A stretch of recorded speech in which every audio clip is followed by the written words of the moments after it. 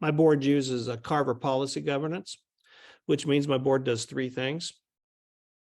They basically, number one, oversee our finances.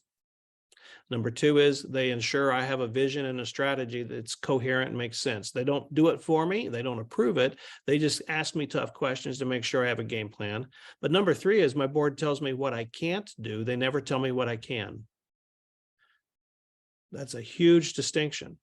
I walked into a board meeting years ago, first time I ever heard Carver policy governance going on, and the chairman of the board asked the fellow who was working, he was the leader of that ministry, asked him, are you in compliance with your limitations? Which was his way of saying, are you staying inside the lines? And that leader who I was working with, that leader had to say, no, I'm not. I'm outside the lines in this area. He had 7 rules he couldn't break. As long as he didn't break those rules, he could do anything he wanted to, but he just couldn't break those 7 rules. We're doing our best in the Nexus system to create elderships who think like this.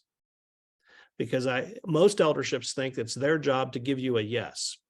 You have to go to them and say, can I? I've never had to go to my board and say, can I plant a church here? I've never had to go to my board and say, can I hire? Can I do? I'm given permission to do whatever I want to do as long as I don't break 13 rules. Is this making sense?